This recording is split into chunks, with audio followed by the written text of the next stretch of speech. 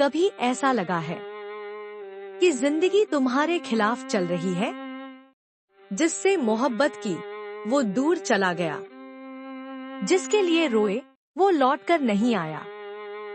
लगता है किस्मत भी रूठ गई है, लेकिन नहीं, अल्लाह तुम्हें सजा नहीं दे रहा, तुम्हें संवार रहा है। हर दर्द, हर गिरना तुम्हें उस मकाम तक पहुंचा रहा है जहां अल्लाह तुम्हें देखना चाहता है।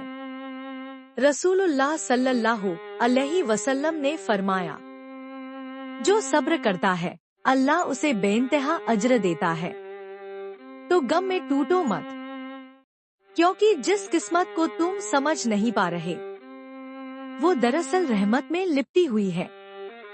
अल्लाह जब हमारी किस्मत हमें समझ न आए तो हमें तेरे फैसलों पर भरोसा रखने की तौफीक दे।